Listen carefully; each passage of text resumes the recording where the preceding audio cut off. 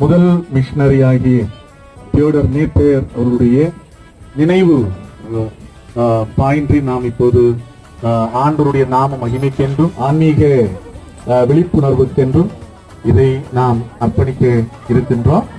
ஜெபித்து ஆசீர்வதித்து முதலாவதாக இந்த பைபிள் ஷோகேஸை சபை சங்க தலைவர் ரெவரண்ட் டேவிட்சன் அவர்கள், அதைத் தொடர்ந்து தியோடர் நேத்தேர் அவருடைய குடும்ப படத்தை நம்முடைய இந்திய சுவிசேஷ லுத்தரன் திருச்சபையினுடைய தற்போதைய செயலர் மற்றும் பொருளாளர் வாழ்க்கை குறிப்புகள் அடங்கிய முழு விவரங்கள் அடங்கிய கல்வெட்டை முன்னாள் இந்திய சுவிசேஷ லுத்தரன் திருச்சபையினுடைய செயலர் மற்றும் பொருளாளர் ஆகிய தங்களுக்குரிய பால் சுந்தர் சார் அவர்கள் 94வது சபை ஆண்டு விழாவிற்கான கல்வெட்டை இறையர் கல்லூரியினுடைய பேராசிரியர் பி.டி. அலெக்சாண்டர் அவர்கள் திறந்து வைப்பார்கள்.